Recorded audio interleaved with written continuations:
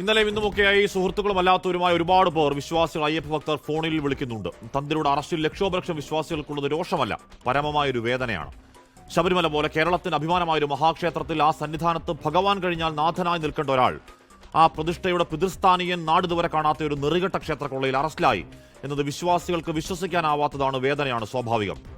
അറസ്റ്റിലായ തന്ത്രിയെ തള്ളാതെയും കൊള്ളാതെയുമുള്ള പ്രതിപക്ഷ രാഷ്ട്രീയ പാർട്ടികളുടെ നിലപാടിലും കാണാം അങ്കലാപ്പ്. ഒരു കാര്യം ഉറപ്പാണ്, ഇതുവരെയുള്ള അറസ്റ്റുകളിൽ ഏറ്റവും വലിയൊരു അറസ്റ്റാണ്. പക്ഷേ ആ അറസ്റ്റിലേക്ക് നയിച്ച കാര്യകാരണങ്ങൾ ആ റിമാൻഡ് റിപ്പോർട്ടിൽ പറയുന്നത് മാത്രമാണെങ്കിൽ അങ്ങേയറ്റം ദുർബലമാണ്, ഫ്രിവലസ് ആണ്. അനുജ്ഞയില്ലാതെ അഥവാ അയ്യപ്പൻ ഇംഗിതം ചോദിക്കാതെ ഇളക്കിക്കൊണ്ടുപോയത് ദേവസ്വം ബോർഡിനെ അറിയിച്ചില്ല. അത് ഈ കാട്ടുകൊള്ളക്കുള്ള മൗനാനുവാദമെന്നാണ്, ആചാര ലംഘനമെന്നാണ്. ആചാരം എന്താണെന്നും ലംഘനം എന്താണെന്നും പോലീസിന്റെ എൻഫോഴ്സ്മെന്റ് ബുദ്ധിയിൽ കണ്ണുകൾ എങ്ങനെയാണ് നിയമപ്രകാരം BNS-ന്റെ വകുപ്പുകളിൽ പറയാനാവുക? ഇനി അവിടുന്ന് കടത്തിക്കൊണ്ടു പോകുന്നത് ആചാരലംഘനമാണെങ്കിൽ ആ ആചാരലംഘനത്തിന് കോടതിയെ അറിയിക്കാത്ത ചട്ടലംഘനത്തിന് ഇതിനു മുന്നേ ജയിലിൽ കിടക്കേണ്ടത് ആരാണ്? PS പ്രശാന്താണ്. ഒന്നല്ല 9 ഇടക്കാല ഉത്തരവുകളിൽ ഒന്നിൽ പോലും തന്ത്രിയിലേക്ക് വെളിച്ചം വീശുന്ന ഏതെങ്കിലും ഒരു പരാമർശം ഉണ്ടായിട്ടില്ല. ഉണ്ടായതാവട്ടെ പത്മകുമാറിന്റെ ജാമ്യാപേക്ഷ എതിർക്കുന്ന വാദങ്ങളിലാണ്.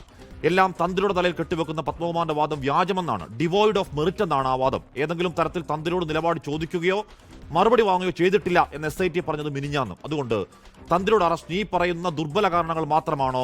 അതിനപ്പുറം നാടുഞെട്ടിയ വിശ്വാസീയ വഞ്ചനയിൽ ക്ഷേത്രക്കൊള്ളയിലെ മോഷണത്തിൽ തന്ത്രിക്കുള്ള നേർക്കുനേർ ബന്ധം SIT റിമാൻഡ് റിപ്പോർട്ടിൽ പറയണമെന്ന് ഒരു നിർബന്ധവുമില്ല. പറയേണ്ടത് അന്തിമമായി കോടതി റിപ്പോർട്ടിലാണ്. അത് വരട്ടെ, എന്നിട്ടാകാം തന്ത്രിക്കുള്ള വെള്ളയടി.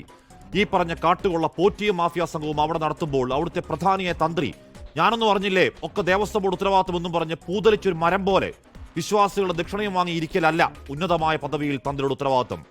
ആദ്യം പറഞ്ഞതുപോലെ വിശ്വാസികൾക്ക് നിസ്സംഗമായൊരു വേദന ഉണ്ടാകാം, പക്ഷേ അവർ പ്രാർത്ഥനാപൂർവ്വം ഒന്നുറപ്പിക്കുന്നു. പറയുന്നതൊക്കെ സത്യമാണെങ്കിൽ രാഷ്ട്രീയ വാക്പോരിനപ്പുറം ശബരിമലയിൽ അയ്യപ്പന്റെ സ്വത്തിൽ കൈവച്ചവന്മാർ, തന്ത്രിയാണെങ്കിലും മന്ത്രിയാണെങ്കിലും ഏത് കൊമ്പനാണെങ്കിലും അവരുടെ മൂർധാവിൽ ഇടുത്തി വീണ് വരുന്നുണ്ട് അശരിപാതം കണക്ക് അയ്യപ്പന്റെ ശിക്ഷ.